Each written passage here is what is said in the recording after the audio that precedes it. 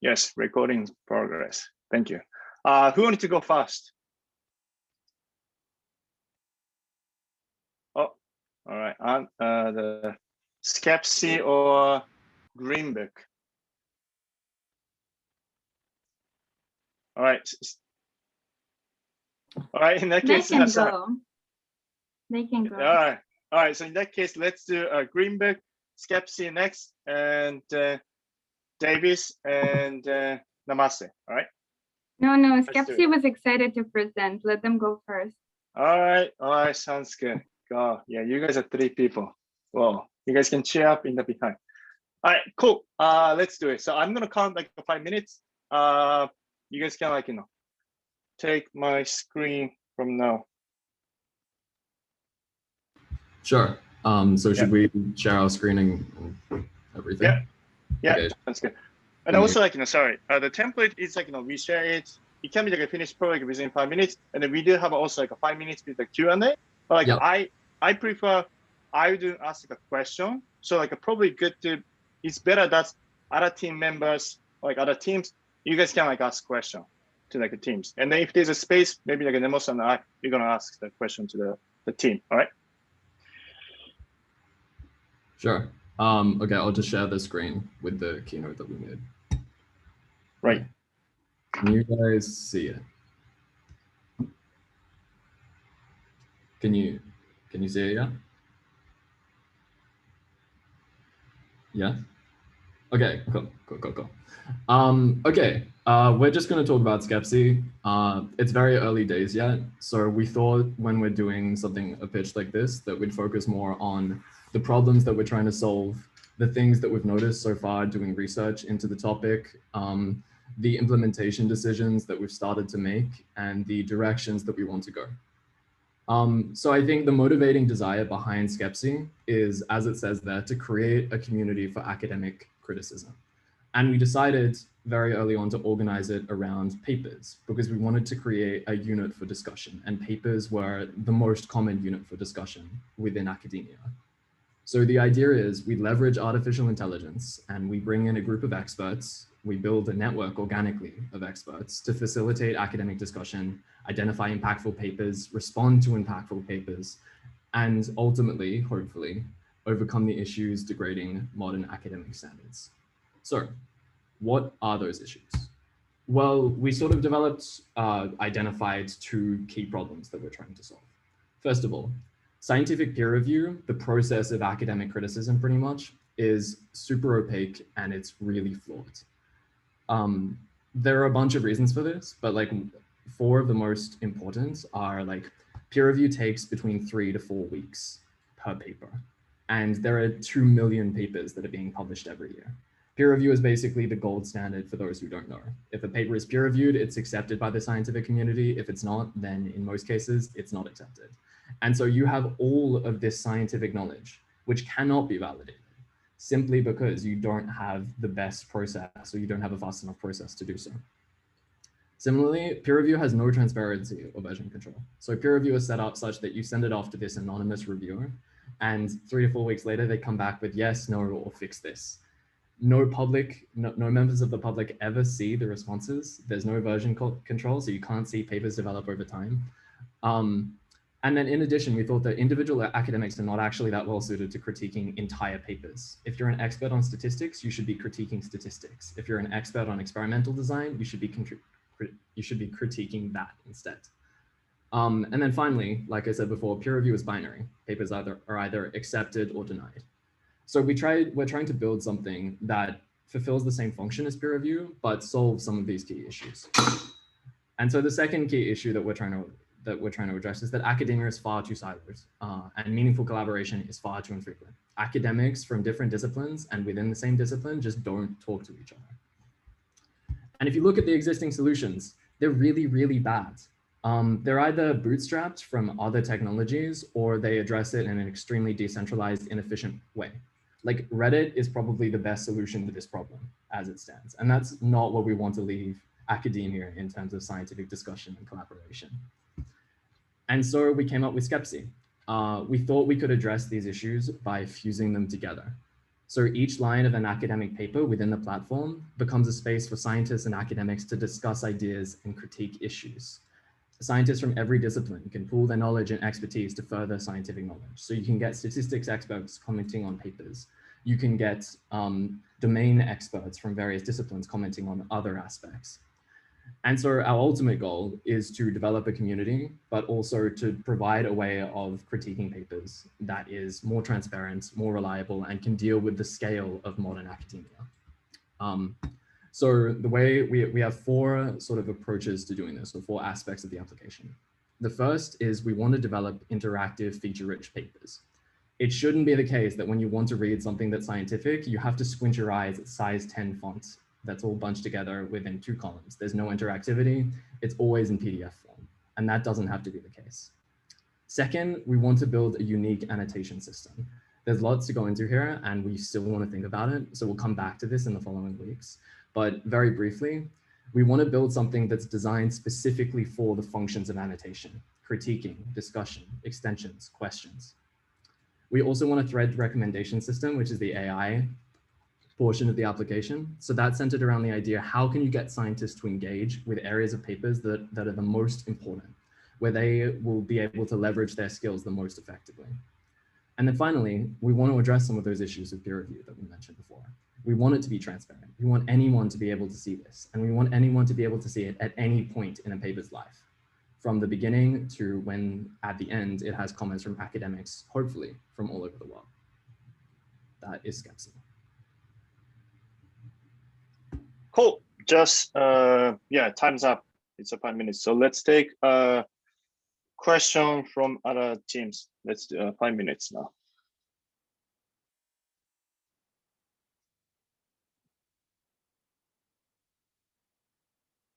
Anyone ask any question? All right, go ahead, Anna. Yeah, so I had 2 questions that I was curious about. The first being, like, you obviously will not start, like, you will have to start with a specific topic or like a specific set of papers. And I was just like curious how you go about defining that set of papers. And then the other question being like, how can you, like, would you perhaps verify the credentials of people that are engaging in that discussion around different topics? So then the other people like actually know who to listen to versus who don't. So then like the discussion forum don't become another place for like propagating wrong news about the scientific knowledge that is shared there. Oh, that's such good questions. Okay, so with regards to the second one first, because it's sort of simpler to answer, our original idea is to only allow scientists to comment or academics to comment and to allow the general public to view. So for the general public in version 1, it acts more like a news site or a reference place than a community. And the way we verify that is through the ORCID number, which is effectively a unique identifier that's applied to scientists specifically, and you can do a checksum on it to make sure that it's valid. So combining an ORCID number with something like an institutional address, you get a pretty good verification system for like 99% of cases. The first one's a lot more abstract at the moment. We did think a lot about this though. So I think in general, we're looking for some sort of unit of discussion. And the smallest unit of discussion we're working with is a paper because it's concrete and it allows people to address specific important issues. You can discuss statistical methods or something like that. But when grouping papers together, we were thinking about things like topics, but we were also thinking about things like claims or ideas or areas of science. And I think our answer to whichever one of those it will be will emerge from whatever our audience is. So if our audience comes there and they're primarily from biomedical sciences or theoretical physics or some other topic, we're probably going to be hosting a lot of biomedical science and theoretical physics, at least in the early stages of the application. But if instead we host papers on a topic like COVID, then there's lots of potential to reach out to organizations and to different bodies and to say, hey, we're trying to verify and validate scientific information that's relevant to people right now. Can you help us? So I think depending on how that turns out and who our users are, that's going to change. I love that. Thanks for answering. No problem.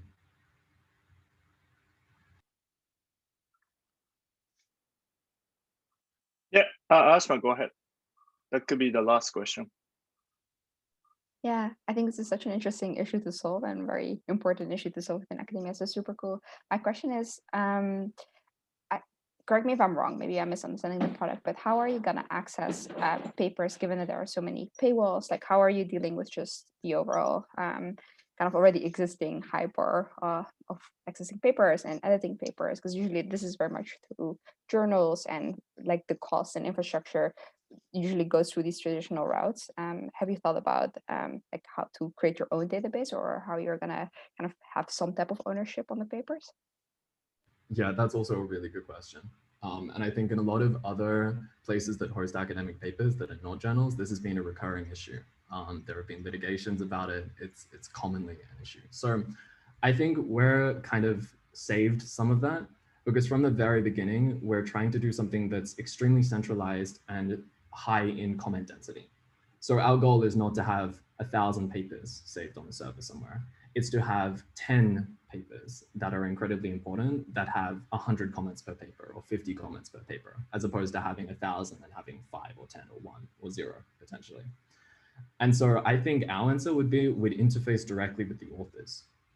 We would write to the authors of specific papers and we would ask them whether we could use their paper. And I think that will inform as well, back to Anna's question, the type of papers that we collect. So lots of the COVID stuff, for example, is open sourced or at least publicly available because so that researchers can access it around the world. And so that provides a really nice pathway to use papers without getting into that type of mess. But I think definitely for the early stages and potentially even much later, we would like contact authors directly. And that also gives us the opportunity to interact with authors and to make sure that we're representing their work properly, that comments are replying to them correctly. Like you can write a critique and then have the author reply, for example.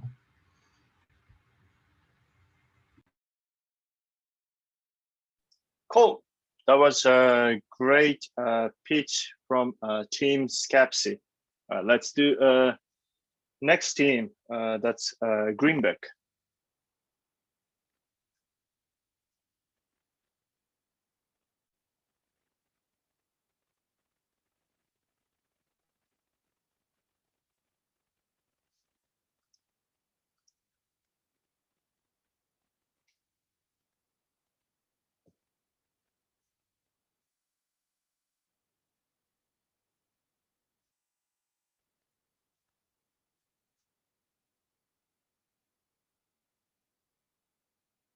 Yeah.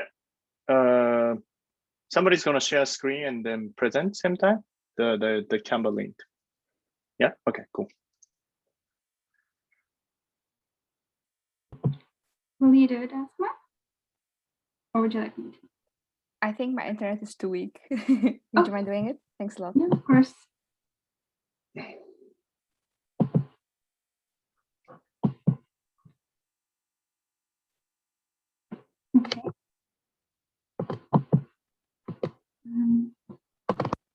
You can see it, right? Perfect. Cool. Let's start. Beautiful. So today we'll be presenting Greenbook, which is a behavior change app that is on a mission to help anyone, anywhere grow plants at home. The team members are me, Arnav, and Asma, and we first began from the idea that growing plants are very difficult, and each member of our team at some point killed a plant in the past. And it really discouraged us from pursuing growing plants. While the planting has a lot of psychological and physical benefits to people who have them, we decided to try help people like us tap back into that natural source of calmness and happiness by creating Greenbook, which can help provide users both with the knowledge to help them grow plants, as well as the community that will keep them going after the initial failures. So when we're thinking about the customer personas, Ideally, our target user is someone who has never really successfully grown plants before, who is in on the hype of like plant obsessed TikTok, Instagram trends.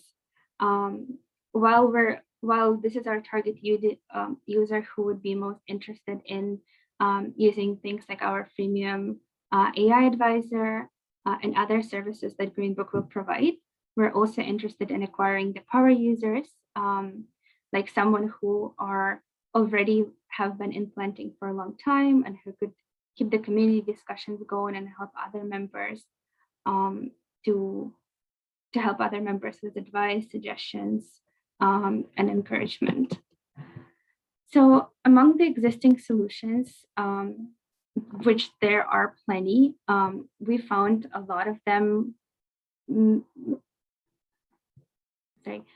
We find a lot of them missing the mark of making sure that the planting behavior is actually long lasting.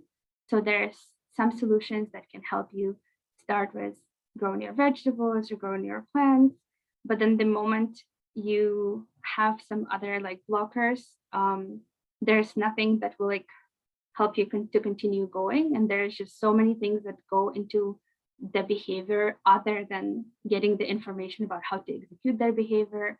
So it's the social attitudes, it's our perception of how difficult it is to do something. It is our belief about ourselves or how much we can accomplish with planting. And that's how we came to the idea of Greenbook, whereas we would combine different behavioral science strategies, such as like having app features focused on the social support and the easily accessible information to help our users succeed.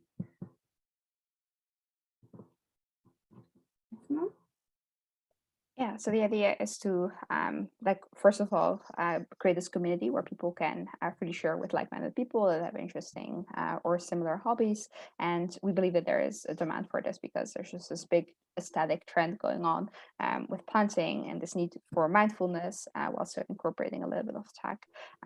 We've thought about different monetization models and we still need to do a lot of user validation, but for now, comparing it to our competitors, I think the best differentiating factor would be a freemium AI advisor component where most apps actually immediately hit a paywall where the moment that you actually can do something with the app or real plant advice comes out or a community gets built, people need to pay quite a high fee. And we want to do like overall most access to the features are free, but if you want the AI advisor, that component will be paid, and how much that will be we'll still have to kind of validate with our users, but that's kind of the monetization model behind it. Next slide, please.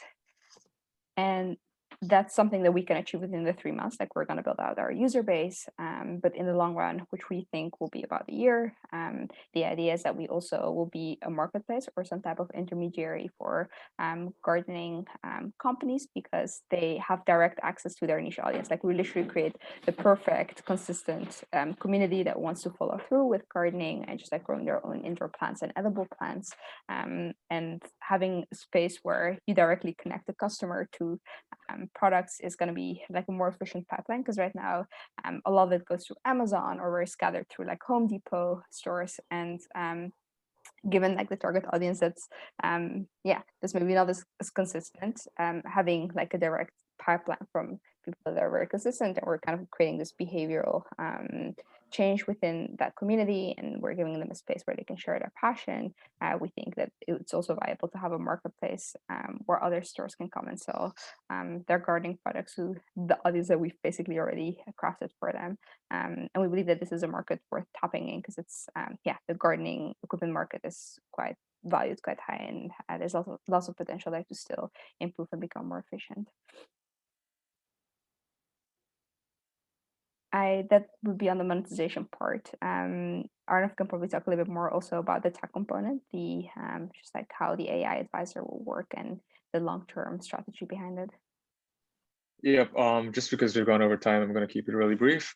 So we're going to start with just simple vision learning from image processing. So we classify plant images. The aim is to do the 50 most common house plants with 75% accuracy by the end of this incubator period, and then move on to amassing a larger database of plants and better processing outcomes, as well as start using sensors. So oxygen, carbon dioxide, moisture, sunlight, to have even greater control over how user outcomes are. That's about it. Thank you. Cool. In that case, let's take 2 short questions. Johannes, Rhythm, Finn, or Trajiro. All right, let's take a question from Finn. I can ask one. Yeah, okay. Yeah, Oh yeah, Rhythm. In that case, like let's take a Rhythm's question, and the next one is going to be like a Finn's question, right? Cool. Yeah. So Arnav, you mentioned the usage of some kind of sensors. So does your application also involve buying some hardware kit for the user? Is it like a hybrid package that users are going to buy? So we started with that idea because earlier we were looking to target, we're looking to sell people these kits that we'd sort of helped engineer in a way that had these sensors, which we found cheaply on AliExpress and all these online sites. But then we realized that prototyping such a component is going to be a little difficult at the time being. So we're looking to start with obviously having the idea that you just saw, instead of selling users physical kits. And then in the future, as we start getting better data processing capabilities and knowledge, we're going to start obviously making additions to the processing, the input that we get.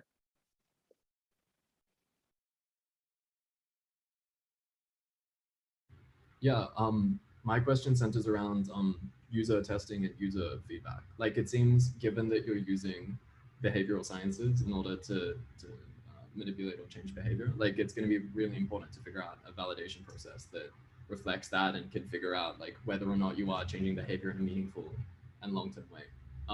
Have you guys thought about that, or like, do you have plans for implementing something like that? Yeah, so that's not something that we have considered yet. I think like we work on this idea for the past 2 semesters, and we went through a lot of different iterations, and like we took a stand on like vertical farming and then like smart gardens, and we came to this idea very recently. But to make a very valid point about our metrics, really to be focused on the things that we're trying to achieve. So there are some things that shouldn't be too difficult to like track in terms of tracking the behavior change, which is specifically like the idea that we want this behavior to be long lasting and for users to be encouraged to do that. So I guess like whether users are doing daily check-ins or like weekly check-ins on their plans, whether they're updating the information, or if they're not updating the information, like we could send a small survey asking me like, are you still like taking care of your plans? Maybe you just don't need our app anymore, which is also great. Like people have learned what we wanted to teach them and what they could have got out of the community. So yeah, it's a great point. Yeah, adding a little bit to Anna, I think she very much covered it. We'll have like different features, and then we'll hypothesize like, let's for instance gamifying work, and we'll test that out in our beta version. And as we go, kind of iterate from these assumptions and see, kind of like gather data from users and to see what works and what doesn't work. So a lot of it is just hypothesizing, testing with users, and then iterating back as to whether we keep that feature or not.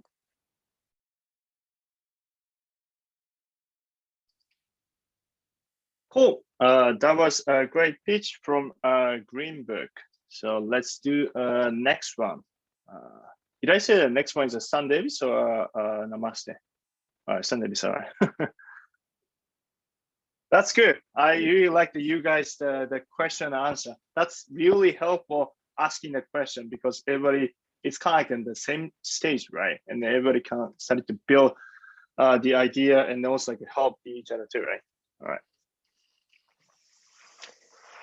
Yeah, so it's early morning in Stockholm, and it's in the middle of the night for my teammates. So they had to sleep. So I'm gonna do the pitch, and we put this together yesterday, and kind of identify the problem and the solution, which I think is sort of what we should do. Yeah.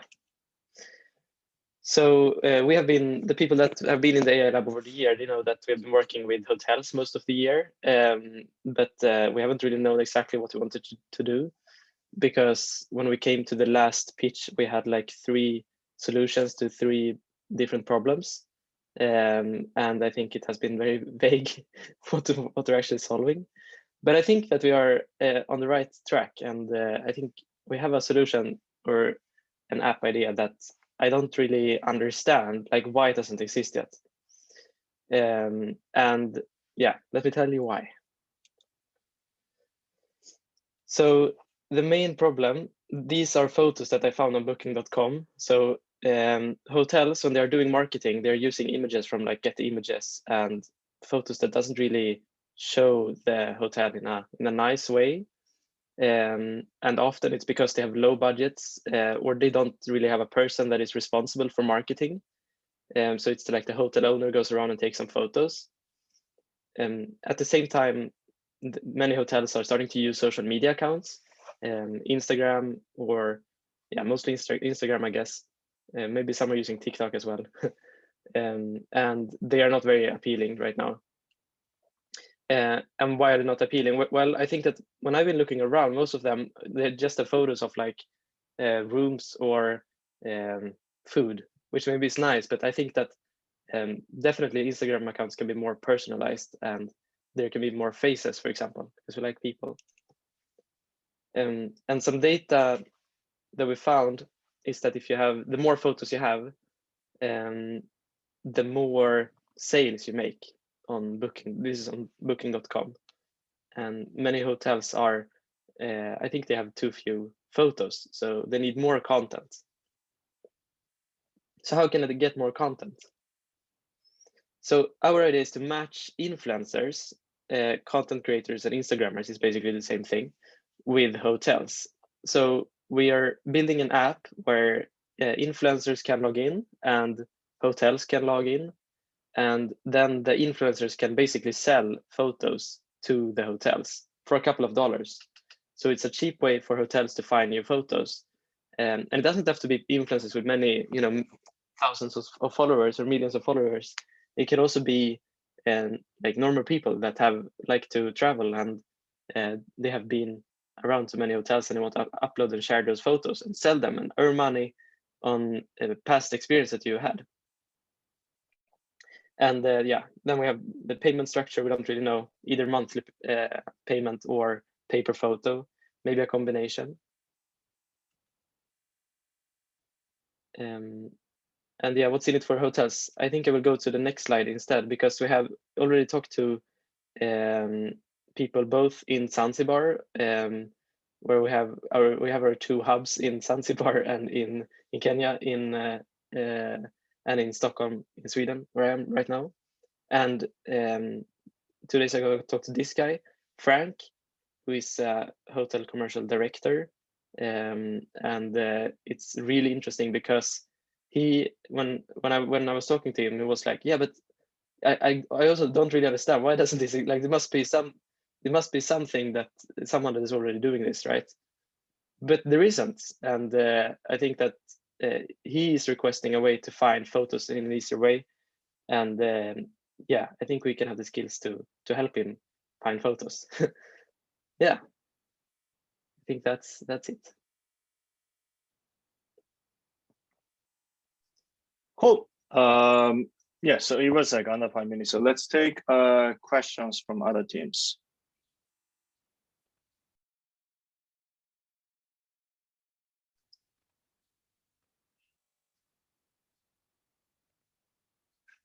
Anyone has any question? Finn. Oh, 2%. All right. Who is? All right. So let's take Anna's question first, and next one is going to be Finn. All right, Skepsy. All right, let's go first. So I'm curious if if you thought about any segmentation within the hotel industry, like would those be boutique hotels that you would focus on? Would those be like larger hotels, or also just like any hotel in any country? Like what was your like thought process about that? Yeah, I think we have been thinking a little bit, but I think we need to talk to more people. I was thinking before that it's probably going to be small hotels and maybe boutique hotels, as you said, that will be interested because they don't really have a person who maybe is a photographer, for example, and it's expensive to hire one. But then I talked to Frank, and he has been working at really large hotels and chains, and he was also super interested. So it's possible that yeah, maybe I think we need to do some more going around and talking to people. And I also realized that it's possible that it's not going to be hotels that are interested. It can be other service companies as well, maybe restaurants or other businesses that want to, that are maybe in the travel industry or other industries. But yeah, at least to have done some segmentation starting with hotels. You could be like Yelp, but better. Yeah, hopefully.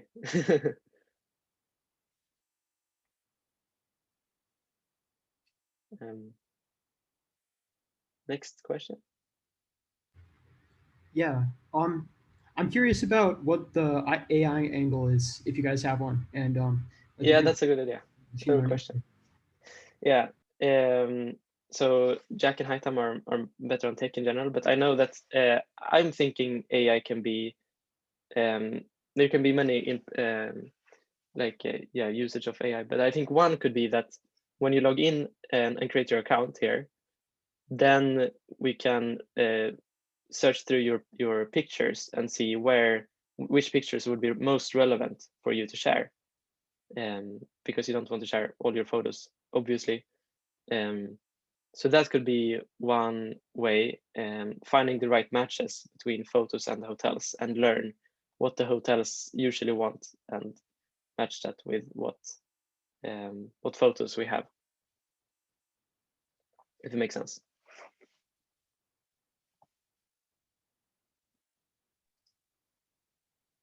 Cool. Let's take one more short question if anyone has it.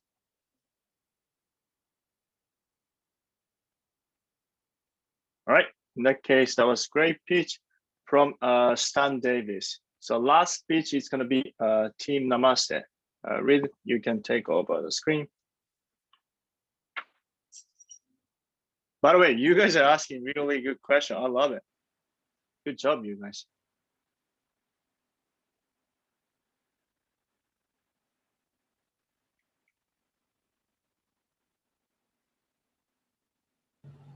Okay, so this pitch is for Namaste, and as the names and the picture suggest, there's a robot doing Namaste, and Namaste is very well has a connotation of yoga in the world internationally.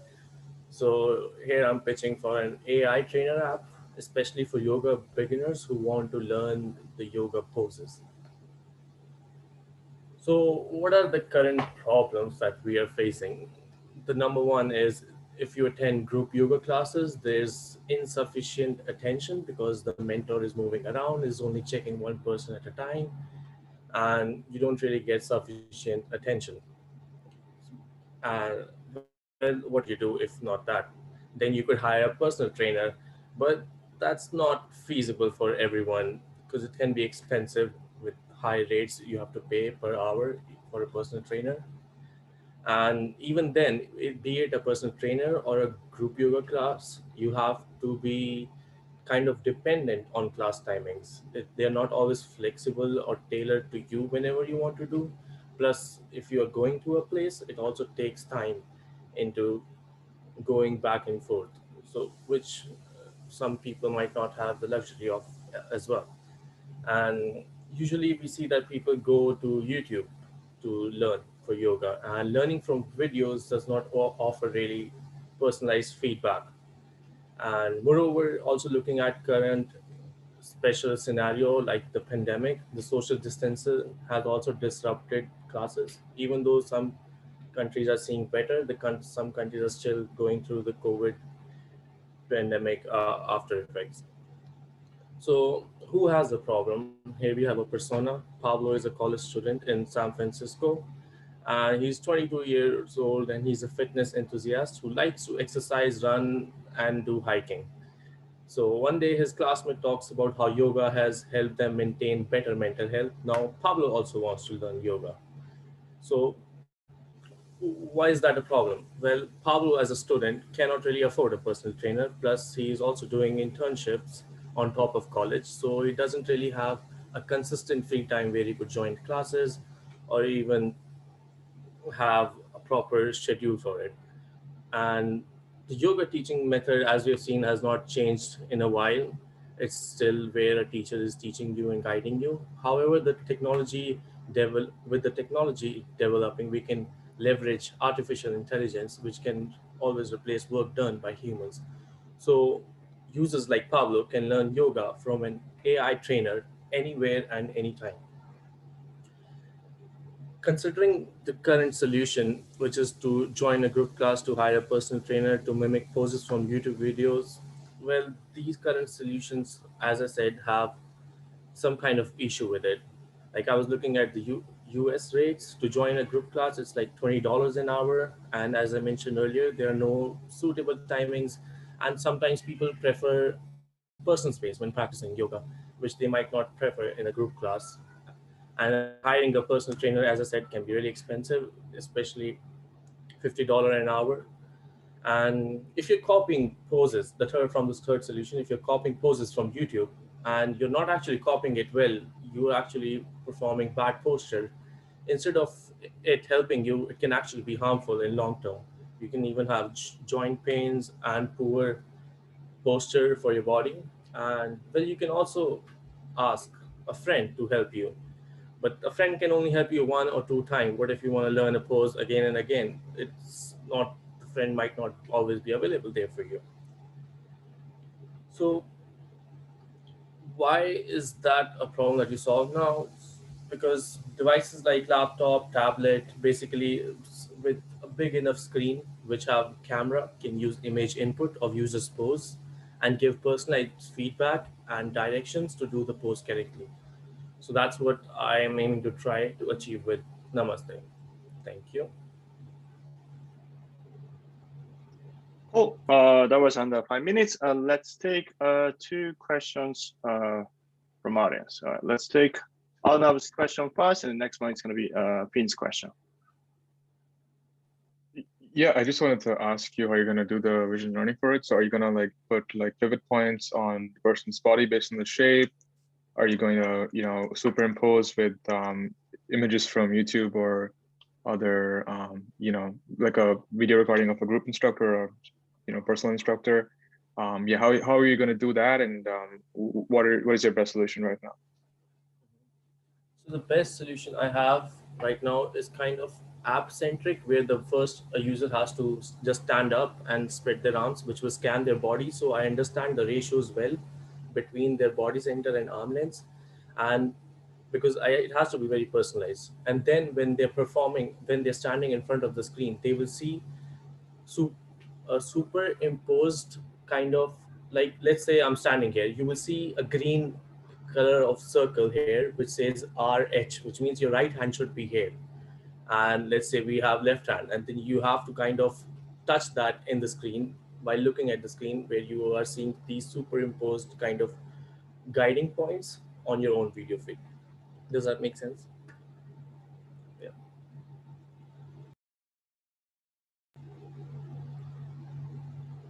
My question is about UX and UI. It's sort of in two parts. So like, if you're doing yoga and they can see your like the screen can see your entire body, then you have to be like relatively far from the phone. So have you thought about like UX or UI elements that you might use at that distance in order to be able to communicate the fact that you need to fix your posture or something like that? And then also like in yoga, sometimes you're facing away from the camera, or your face is in odd positions, or like you have to cross over your own body. Are you thinking of like restricting poses or like prioritizing certain movements over others or something?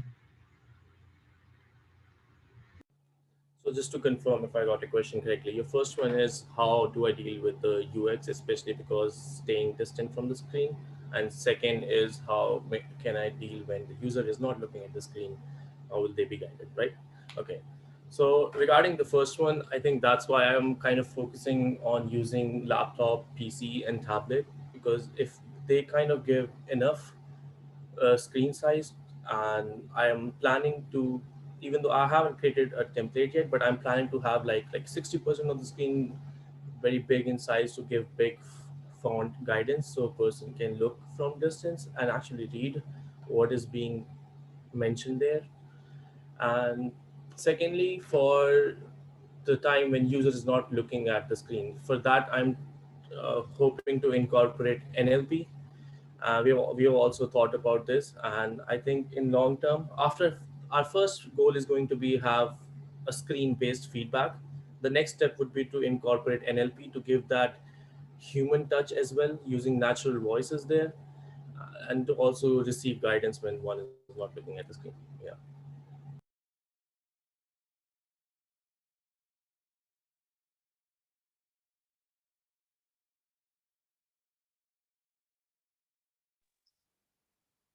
Cool. Anyone has any question?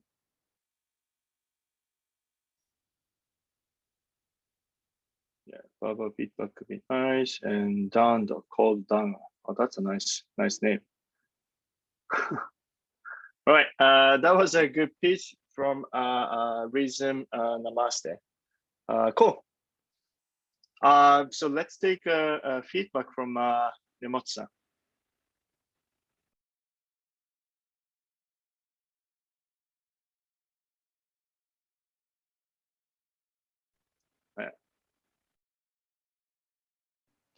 Okay. So yeah, I did some feedback for the idea itself at the mentoring session, so that the basic feedback from me for the pitches at the how you create or how you show your core ideas. So I think this is the first time, so it is I think it is a very nice pitch today. And if possible, you like to know much more about user vividly through the pitch. So please try to describe the user's history or no, not history, but user's story, or what kind of character the user want to use your products, or what kind of needs, or what will they say, or what will they feel, or something. So if also please add such kind of the user information which can be imaginable for the listeners, because so the user part is coming in the top slide of the pitch deck when you pitch to the bench investors. And if the investors are kind of the, oh, I understand the user needs and it is important, so that they will listen carefully after your initial part. But when it comes to the venture capitalist doesn't feel it reasonable. So your user characters understandable, but I don't feel it is important or something, so that it is difficult for them to listen carefully your the pitch, the later pitch part. So I think that today the challenge is very nice, and please try to revise the description of the user needs places as simple, but get the important point. So let's have a nice work for the next week. Well done. Yes, my comment. Thank you. Cool. Anyone wanting to share any kind of thought, the things you guys have done this week? Also, probably it could be like a first time that you guys pitch to other teams, right? Anyone want to like volunteer? How was kind of the pitch session, the Q&A? All right, let's take Skepsy. Oh, this is just more just a comment or something. But we have retrospectives every Friday on the work that we've been doing over the course of the week that are like more technical in nature, but we're about what they're doing. And I know the last thing you guys want is probably more meetings, but they're always open for everyone to attend if you want to. So if you do, just like Slack me or Telegram me or something, and I'll send you an invite. We just want to make sure like we're showing people what we're doing.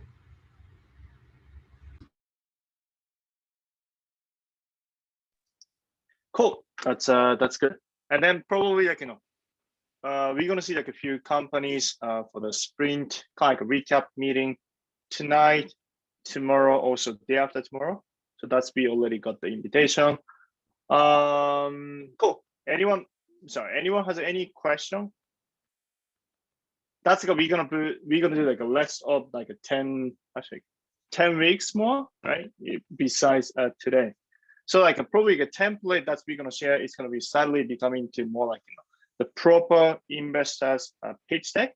So it is very important for you guys to study to like build behavior and get used to like pitching your idea to anyone, anytime, basically. Hey, what's the idea of like a Skepsis? And Skepsis is XYZ. You just can pitch it anytime, right? That's kind of like the behavior that's we really wanted to you guys build it. And then midterm, also the final presentation, we do have investors too. So if you guys are really wanting to like start your business after this program, actually there's a chance that you guys can start to do it too, right? So let's practice as much as possible, right? The rest of 10 weeks. In that case, yeah, 1 second. I guess what works too. Telegram is just easier and more informal. Yeah, cool. I mean, you guys can have like an official one. You guys have like a not official one.